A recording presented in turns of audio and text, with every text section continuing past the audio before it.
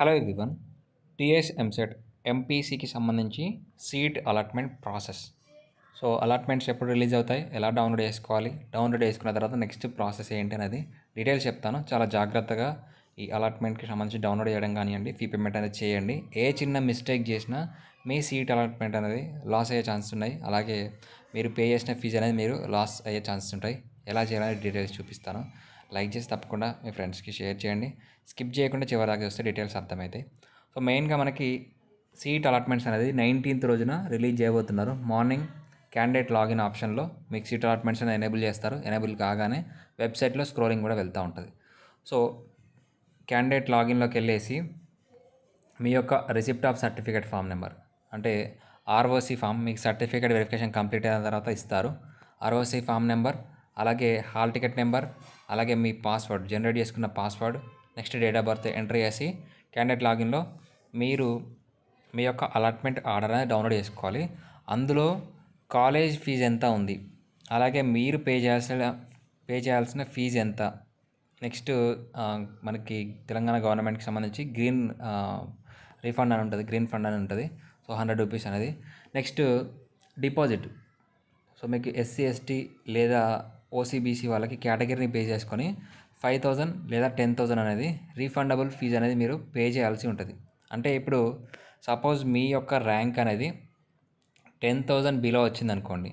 So 10,000 below వచ్చిన వాళ్ళకి full fee reimbursement applicable అవుతుంది. కాబట్టి వాళ్ళు మినిమం ఫీజు అనేది 5,000 ఎస్సీ ఎస్టీ వాళ్ళకి, అలాగే 10,000 బీసీ ఓసీ వాళ్ళు ఫీ పేమెంట్ అనేది చేయాల్సి ఉంటుంది. దీంతోపాటు 100 రూపీస్ ఎక్స్ట్రా ఫీజు ఉంటుంది. సో ఆ ఫీ పేమెంట్ అనేది చేయాలి. ఎవరికైతే 10,000 ఎబోవ్ ర్యాంక్ వచ్చిందో, సో 10,000 ఎబోవ్ ర్యాంక్ వచ్చిన వాళ్ళు, సో ఈ రీఫండబుల్ ఫీతో పాటు మీకు 35,000 ఫీ రియంబర్స్మెంట్ పోను రిమైనింగ్ కాలేజ్ ఫీజు. సపోజ్ ఒక కాలేజ్ ఫీజు అనేది 50,000 ఉందనుకోండి. ఆ కాలేజ్కి సంబంధించి ఫీజు 50,000 ఉంటే మీకు 10,000 ఎబోవ్ ర్యాంక్ వచ్చింది కాబట్టి 35,000 అనేది మీకు ఫీ రియంబర్స్మెంట్ వస్తుంది. కాబట్టి ఈ 35,000 అమౌంట్ రీఫండ్ ఫీ రియంబర్స్మెంట్ పోను రిమైనింగ్ 15,000 అనేది మీరు రిమైనింగ్ 15,000 అనేది ఫీ పేమెంట్ అనేది చేయాలి. సో 15,000తో పాటు ఒకవేళ మీరు ఎస్సీ ఎస్టీ వాళ్ళైతే 5,000, లేదా ఓసీబీసీ వాళ్ళైతే 10,000 ఫీజు అనేది రీఫండబుల్ ఫీజు అనేది మీరు పే చేయాలి. సో మొత్తంగా మీకు 25,000 ఫీజు అనేది మీరు ఆన్లైన్లో పేమెంట్ చేయాలి. ఆన్లైన్లో పేమెంట్ చేసిన తర్వాత మీకు ఫైనల్ ఫేజ్ తర్వాత 10,000 ఫీజు అనేది మీ అకౌంట్కి రీఫండ్ రావడం జరుగుతుంది.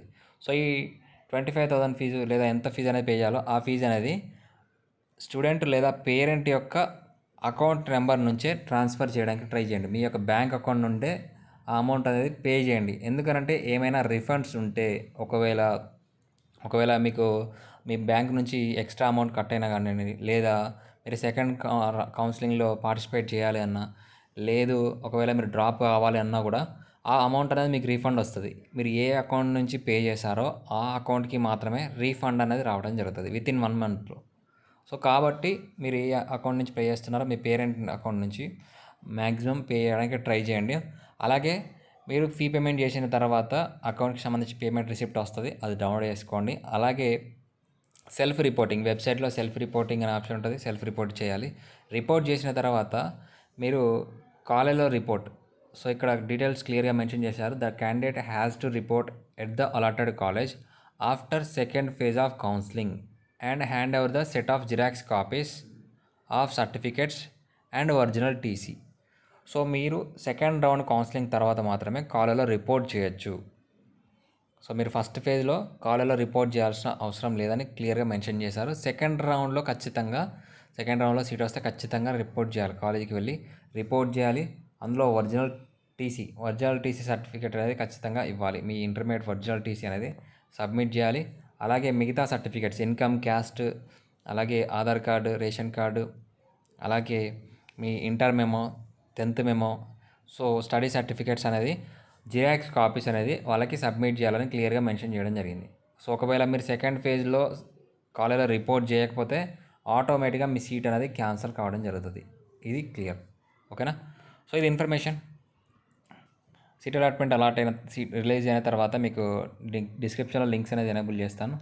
ఛానల్ని ఫాలో కండి. అప్పటివరకు సబ్స్క్రైబ్ చేసుకొని నోటిఫికేషన్ ఆన్లో పెట్టుకోండి. Thank you.